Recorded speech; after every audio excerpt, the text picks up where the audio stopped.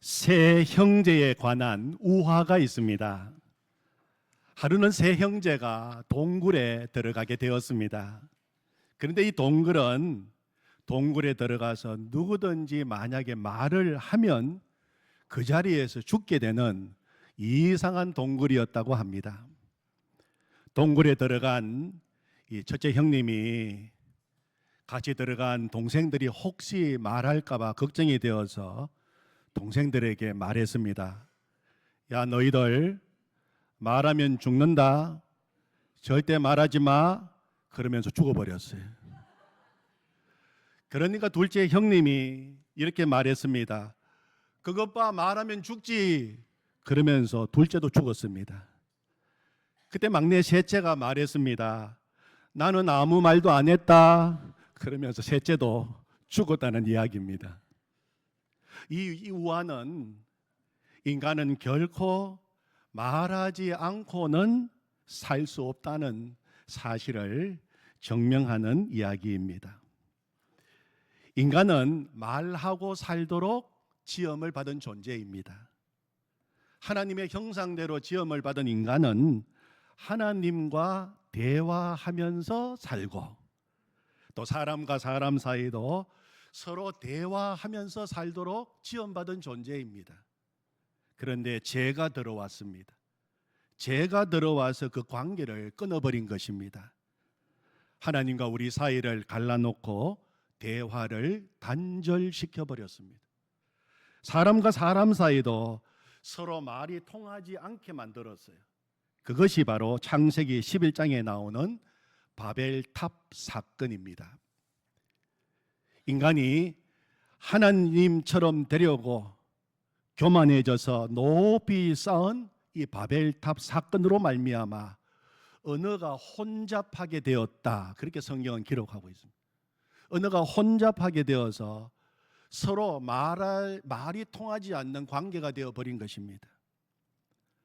하나님과의 관계의 단절, 언어의 단절은 사람과 사람 사이의 관계의 단절, 언어의 단절로 이어지고 그래서 인간 가운데 고통이 임하게 된 것입니다. 그런데 오늘 읽은 이 사도행전으로 들어오면 사도행전 2장의 오순절날 성령이 임하심으로 제일 먼저 일어난 현상은 말을 하게 되었다는 거예요. 말을 하게 되었고 서로 말이 통하게 되었다는 것입니다. 사도행전 2장 4절 이하에 보면 그들이 다 성령의 충만함을 받고 성령이 말하게 하심을 따라 다른 언어들로 말하기를 시작하니라. 성령이 말하게 하심을 따라서 그들이 말하기를 시작하니라. 그때의 경건한 유대인들이 천하 각국으로부터 와서 예루살렘에 머물러 있더니 이 소리가 나서 큰 무리가 모여 각각 자기의 방언으로 제자들이 말하는 것을 듣고 소동하여 다 놀라 신기하게 여겨 이르되 보라, 이 말하는 사람들이 다 갈릴리 사람이 아니냐? 우리 각 사람이 난 곳 방언으로 듣게 되는 것이 어찌 됨이냐? 우리가 다 우리의 각 언어로 하나님의 큰 일을 말함을 듣는도다. 그렇게 기록하고 있어요. 성령이 임하심으로 제일 먼저 일어난 놀라운 일이 성령이 말하게 하심을 따라 말을 하게 되었다는 겁니다. 말을 하게 되고 서로 말이 통하게 된 것입니다. 그래서 우리가 오늘 사도신경을 고백할 때 나는 성령을 믿으며 거룩한 공교회와 성도의 교제를 믿습니다. 그렇게 고백했습니다. 예전 사도신경에서는 성령을 믿사오며 거룩한 공회와 성도가 서로 교통하는 것을 믿습니다. 그렇게 고백했습니다. 성령이 임하시면 교통이 일어나게 돼.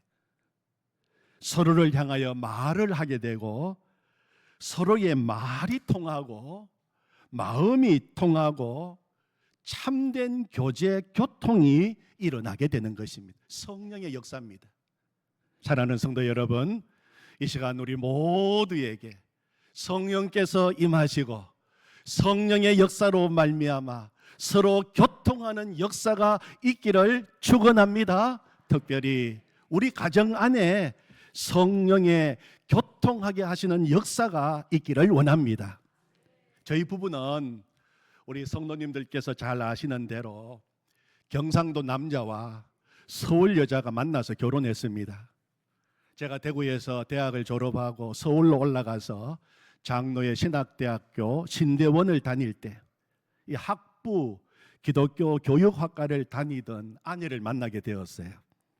신학춘추라고 하는 학교 신문을 만드는 학부사에서 저는 신학대학원 기자로 들어가고 아내는 학부 기자로 들어와서 같이 신문을 만들면서 교제를 나누었습니다.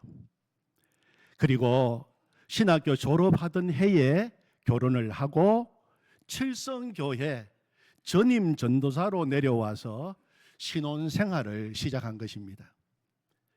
그런데 막상 같이 살면서 힘들었던 부분이 있었습니다. 제가 힘이 들은 것이 아니고 제 아내가 정말 힘이 들었던 부분이 있었습니다. 저는 결혼할 때 경상도 남자의 특징을 하나도 빠짐없이 골고루 다 갖추고 있었습니다. 무뚝뚝하고 사랑한다고 표현도 잘 못하고 특별히 집에 들어오면 말이 없는 것입니다. 집에 들어오면 말이 없다는 것이었어요. 그러니 결혼하고 저만 바라보고 생전 처음 낯선 동네 대구로 내려온 아내는 집에만 들어오면 말이 없는 저를 보면서 너무 힘들어했어요.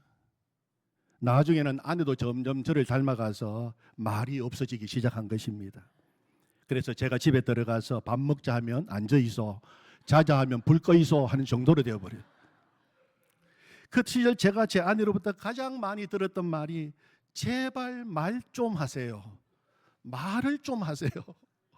그 말을 제가 아주 수도 없이 들어서 제발 말 좀 하세요. 그런 저희 가정이 하나님의 은혜로 칠성교회 담임 목사로 다시 부임하기 전에 하와이 코나 열방대학교에서 6개월 동안 DTS 예수 제자 훈련을 받게 된 것입니다. 여러 목사님들의 강의를 통해서 또 예배를 통해서 성령께서 시간마다 저를 어루만져 주셨습니다. 성령의 깊은 임재 가운데 나가게 되었어요. 특별히 크리스 해리슨 이 목사님, 유명한 3당 심리를 하시는 목사님이신데 크리스 해리슨 목사님이 인도하신 내적 치유 강의 시간이 있었습니다. 이 내적 치유 강의 시간에 제 자신이 그동안 얼마나 과거에 사로잡혀서 살았고 부정적이고 수동적인 사람인 것을 알게 되었어요. 그래서 제가 아내에게, 자녀들에게, 주변 사람들에게 고통을 주면서 살아왔는지를 똑똑히 보여주셨습니다. 그때 강의를 들으면서 적어 놓았던 노트가 있는데 그 노트의 한 부분을 읽어드리면 수동성에 대한 강의를 통해서 내 속에 있는 문제의 뿌리를 볼 수 있는 계기가 되었다. 수동적인 사람의 특징, 선택하는 데 어려움, 결정하는 것에 대해서 진행하지 못함, 예, 아니오를 못함, 자신의 문제를 남의 탓으로 돌림, 환경에 속박되어 있음, 마음 깊은 곳에 분노, 좌절감이 있음, 화해하는 데 어려움, 자주 외로움을 느낌, 계획할 수 없음, 충동적임, 연약한 의지를 가짐. 내 속에 수많은 수동성의 모습들이 깊이 뿌리 내려 있음을 보았다. 그동안 문제로부터 헤어나오지 못하고 문제에서 문제로 살아왔다. 이제부터는 영광에서 영광으로 이어지는 삶을 살아가기를 원한다. 문제에 초점을 맞추는 것이 아니라 하나님께 초점을 맞추리라. 사고의 생각을 새롭게 함으로 변화를 받아 수동적인 생각에서 벗어나야겠다. 사역보다는 관계가 우선이다. 하나님의 말씀과 성령으로 새로운 기초를 쌓아가라. 인생의 새로운 기초, 진리, 은혜, 사랑, 그렇게 적어 놓았어요. 정말 그 강의 시간에 하나님이 얼마나 저를 어루만져 주셨는지 모릅니다. 그 시간에 대성통곡을 했어요. 수업을 들으면서 대성통곡을 했던 기억이 지금도 생생합니다. 제 인생 가운데 그렇게 울었던 시간입니다. 그때 성령께서 그런 저를 어루만져 주시고 놀라운 하나님의 사랑으로 저를 안아주는 것을 경험하게 되었어요. 성령이 임하심으로 제 삶 가운데 일어난 일이 말문이 트이게 되었다는 것입니다. 말문이 트이게 되었어요.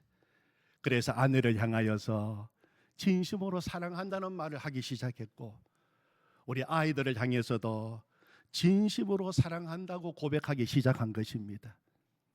지금 되돌아보면 정말 성령의 놀라운 역사였다는 것을 고백하게 됩니다.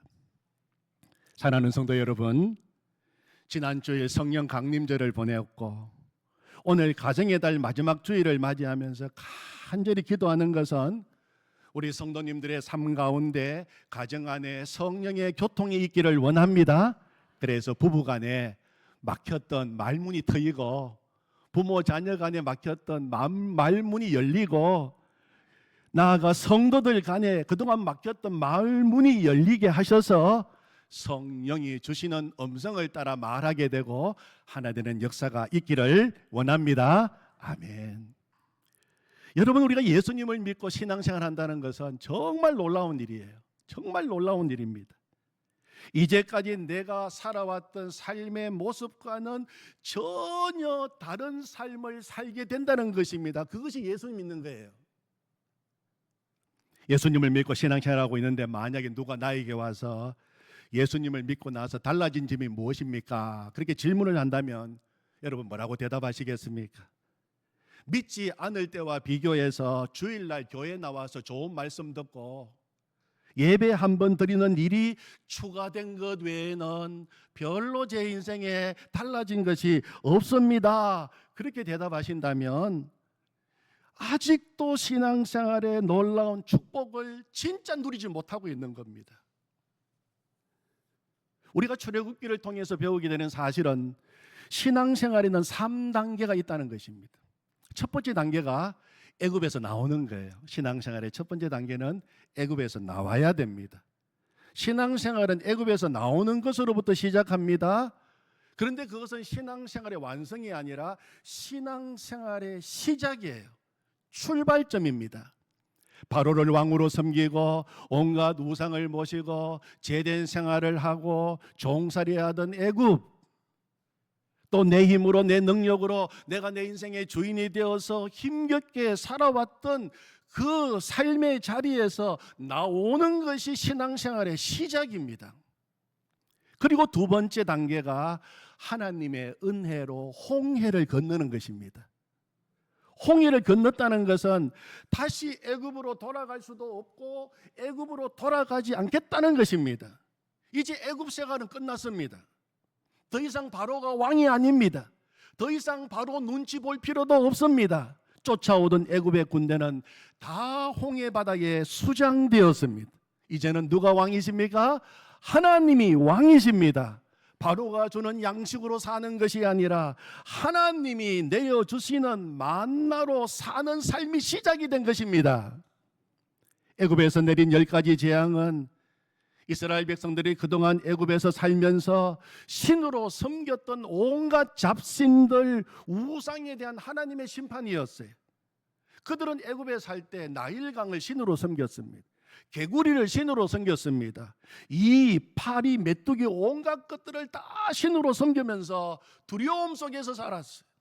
알고 봤더니 다 가짜입니다. 짝퉁입니다. 아무것도 할 수 없는 우상들인 것을 보여주신 것이 10가지 재앙인 것입니다.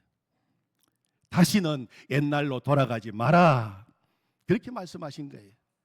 여러분, 구원받고 홍해를 건넌 하나님의 사람들에게 금지곡이 있어요. 무슨 곡인지 아십니까?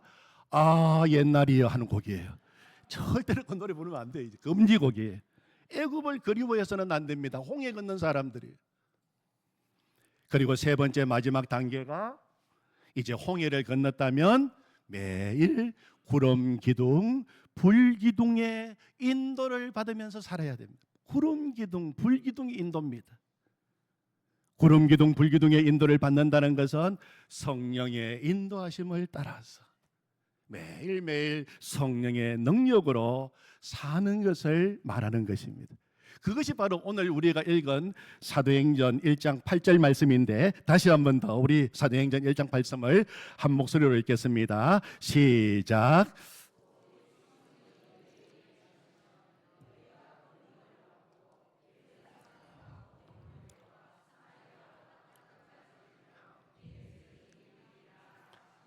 아멘. 여러분, 이 말씀은 예수님이 성천하시기 직전에 제자들에게 주신 말씀이에요. 세상 사람들 향한 말씀이 아니라 예수 믿고 구원받고 제자된 제자들에게 주신 말씀이에요. 오직 성령이 너희에게 임하시면 너희가 권능을 받고 예루살렘과 온 유대와 사마리아와 땅끝까지 이르러 내 증인이 되리라 하시니라. 이 말씀은 예수님 믿고 구원받은 사람에게 주신 말씀이에요. 예수님을 믿는 너희에게 성령이 임하실 것이다. 그리고 성령이 임하시면 너희는 권능, 권세와 능력을 받게 될 것이다. 약속해 주신 것입니다. 이 능력은 이 땅의 능력이 아니라 하늘로부터 우리에게 임하시는 하나님의 능력입니다. 하늘과 땅의 모든 권세를 가지신 예수님이 성령을 통해서 우리 안에 계시면서 우리에게 날마다 주시는 능력이에요. 예수님이 내 안에 계시는데 예수 능력 내 능력, 예수 권세 내 권세, 예수님의 승리가 내 승리가 된다는 것입니다. 이 권능이라고 하는 말, 헬라 말로 디나미스라고 합니다. 여기에서 나온 말이 다이나마이트입니다. 우리가 도로를 내고 터널을 뚫을 때 거기에 다이나마이트를 설치해서 산도 무너뜨리고 길을 내게 됩니다. 성령이 임하시게 되면 태산 같은 문제도 뚫고 나갈 수 있는 능력을 얻게 된다는 것입니다. 이사야 41장 15절에 보면 보라 내가 너를 이가 날카로운 새 타작기로 삼으리니 네가 산들을 쳐서 부스러기를 만들 것이며 작은 산들을 겨같이 만들 것이라. 이 말씀은 성령 받은 사람들의 삶을 이야기하는 것입니다.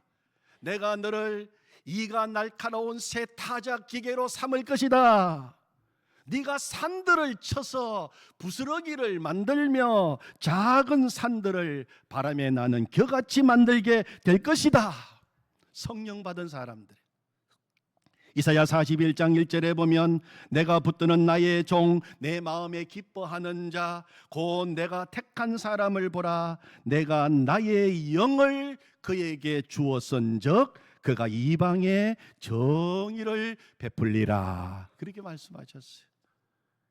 여러분, 성령의 능력을 받게 되면 산 같은 문제들이 앞에 있어도 승리하게 되고 세상을 바꾸는 사람이 되고 수많은 영혼들을 구원하게 되고 이 땅에 하나님 나라를 이루어가는 정인이 된다는 것입니다. 여러분, 이 예수님이 주신 이 말씀은 2000년 전 그 자리에 있었던 제자들에게만 주시는 말씀이 아니라 오늘 이 시간 예수 그리스도를 구주로 영접한 모든 그리스도인들에게 주시는 말씀인 줄로 믿습니다. 나에게 주시는 말씀이요. 이 말씀을 읽을 때 나에게 주시는 말씀으로 읽어야 돼요. 오직 성령이 너에게 임하시면 네가 권능 받고 예루살렘과 온 유대와 사마리아와 땅끝까지 이르러 내 정인이 될 것이다. 내가 되게 만들겠다. 주님이 그렇게 말씀하신 것입니다. 여러분, 예수님을 믿는 사람이라면 꼭 기억해야 할 두 말씀이 있어요. 다른 거는 몰라도 이 말씀은 기억해야 돼요. 첫 번째 말씀 요한복음 3장 16절, 두 번째 말씀은 고린도전서 3장 16절. 다 3장 16절입니다. 요한복음 3장 16절 하나님이 세상을 이처럼 사랑하사 독생자를 주셨으니 누구든지 저를 믿으면 멸망하지 않고 영생을 얻으리라. 복음의 복음입니다. 그런데 이 요한복음 3장 16절을 통해서 구원받은 사람이 평생 기억해야 할 말씀, 고린도전서 3장 16절 말씀. 너희가 하나님의 성전인 것과 하나님의 성령이 너희 안에 계시는 것을 알지 못하느냐. 예수 믿고 구원받은 사람은 우리 마음에 누가 계신다고요? 성령이 계신다는 거예요. 성령이 우리 안에 계시는 것입니다. 요한복음 3장 16절 그리고 고린도전서 3장 16절은 동전의 양면이에요. 성령께서 우리 가운데 계신다는 것은 우리가 성령의 능력을 받은 사람이 되었다는 것입니다.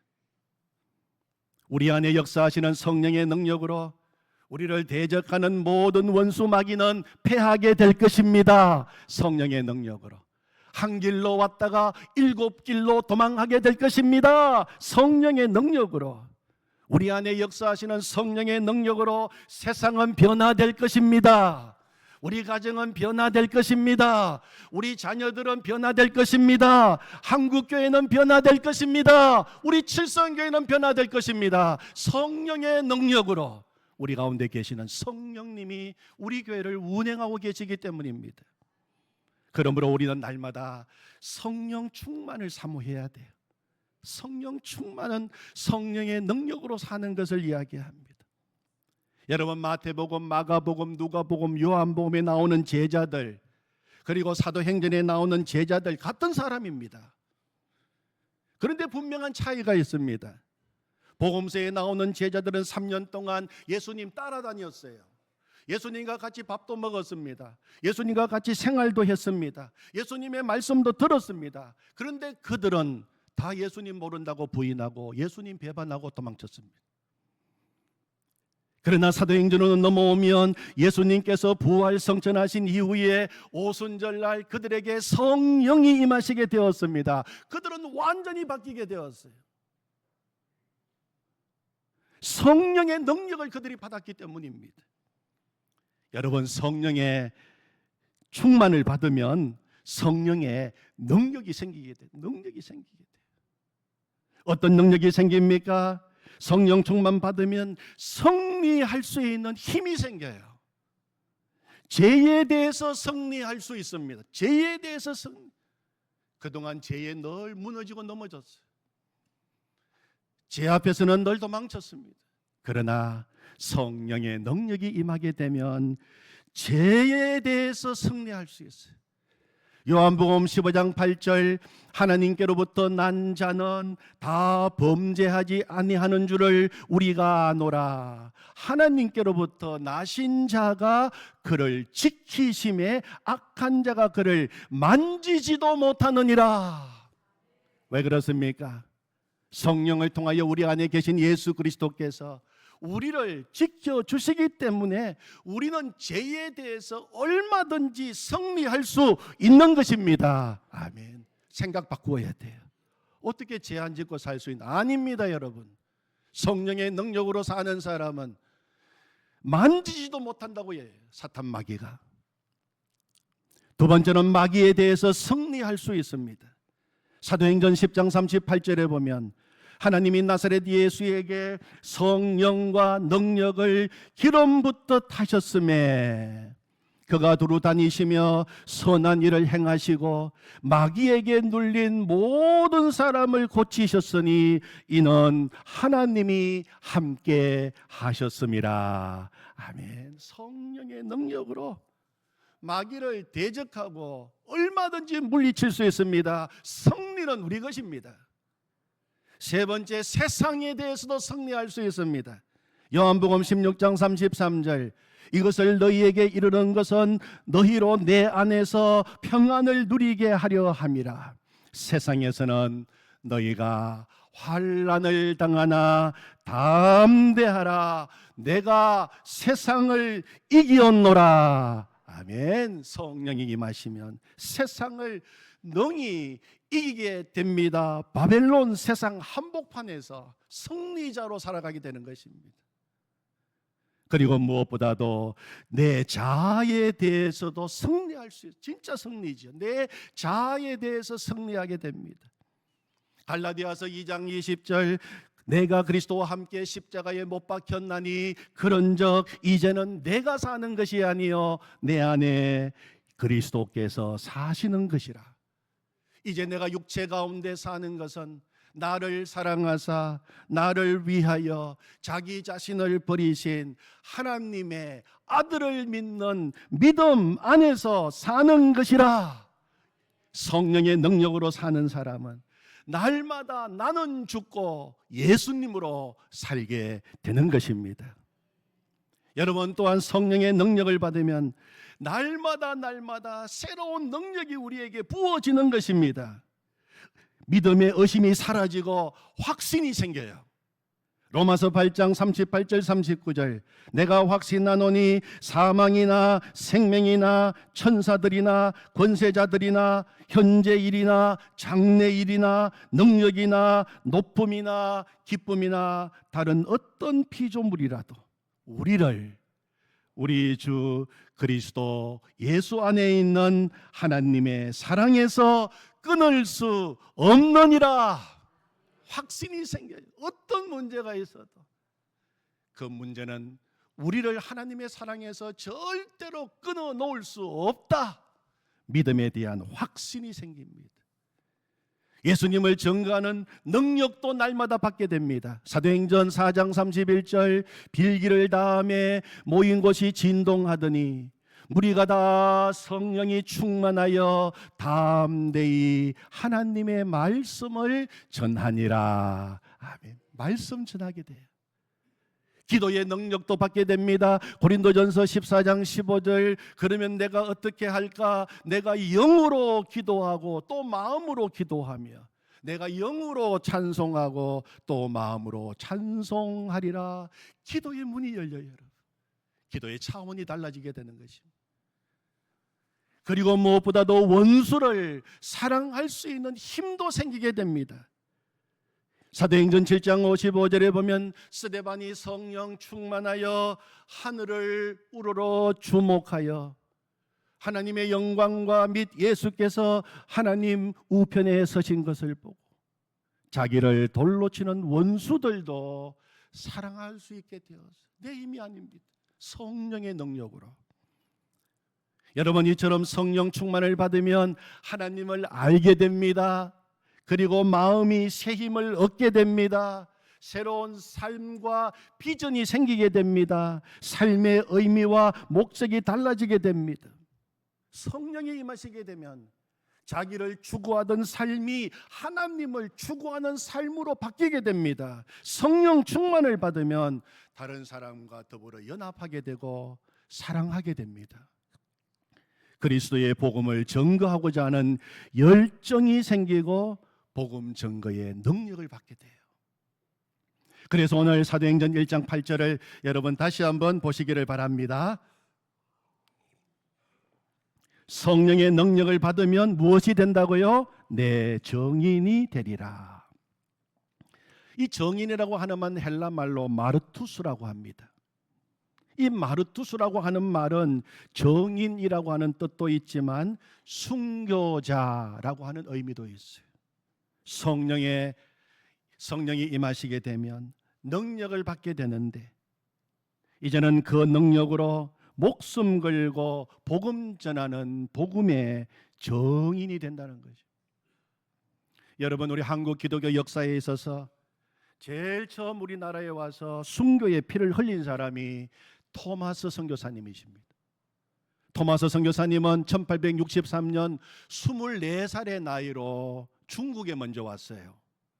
그런데 중국에 도착한 지 4개월 만에 함께 왔던 사랑하는 아내가 세상을 떠나게 되어 풍토병 때문에. 그러나 아내의 죽음 앞에서도 토마스 선교사의 사명은 멈추지 않았습니다. 성령의 인도하심을 받아서 이번에는 그의 눈에 조선이 들어왔어요. 아직도 예수님을 모르는 조선을 찾아오게 된 것입니다. 그는 1866년 미국 상선 제너럴 서머너를 타고 서해안 백기를 따라서 대동강까지 들어가서 예수님을 믿으라고 외쳤습니다. 그런데 대동강 상류까지 올라온 배가 물이 빠지는 바람에 그만 중간에 걸리게 되었습니다. 그때 조선 군사들이 조그만 배에다가 나무와 지푸라기를 넣고 불을 질러서 떠내려 보내서 토마스 선교사가 탄 배에 불이 붙게 되었습니다. 결국 그 배에 타고 있던 선원들은 다 죽임을 당하게 되고 토마스 선교사도 받쳐서 붙잡혀서 사형을 당하게 되었습니다. 토마스 선교사는 자기를 칼을 들어 치려고 하는 박충건이라고 하는 사람에게 하나님은 당신을 사랑하십니다, 그 한마디와 함께 성경책을 그에게 주었습니다. 그리고 토마스 선교사는 피를 흘리고 순교했습니다. 어떨결에 성경을 받은 이 박충건이라고 하는 사람이 성경을 읽다가 성령의 감동을 받고 예수님을 믿게 되었습니다. 그리고 1899년 세례를 받고 평양 최초의 교인이 된 것입니다. 그리고 또 그가 전도한 박영식이라고 하는 사람이 예수님을 믿게 되었고, 그 박영식의 집이 후에 널다리 교회가 되었고, 이 널다리 교회가 1907년 평양 대부흥 운동의 발원지가 된 장대현 교회가 된 것입니다. 토마사 선교사님은 성령의 권능으로 목숨을 바쳐 이 조선 땅에 복음의 씨앗을 뿌린 것입니다. 그 씨앗이 열매를 맺어서 오늘의 한국교회가 이루어지게 된 것입니다. 성령의 능력인 것입니다. 아멘. 사랑하는 성도 여러분, 우리 모두가 성령의 능력으로 사는 사람이 되기를 원합니다. 성령을 경험한 사람이 아니라 날마다 성령 충만, 날마다 성령의 능력을 받아서 성령의 능력으로 사는 하나님의 사람들이 되시기를 축원합니다. 아멘. 하나님 아버지 감사합니다. 성령의 능력으로 살기를 원합니다. 하나님, 그동안 내 능력으로 살았습니다. 바쁠 때만 하나님 찾고, 급하면 내 능력 따라 결정하고, 그렇게 살아왔던 우리의 삶을 용서하여 주시옵소서. 이제는 성령 충만하여 성령의 능력으로 사는 사람이 되게 하여 주시옵소서. 날마다 성령의 능력이 충만하게 하여 주시옵소서. 예수님의 이름으로 기도하옵나이다. 아멘.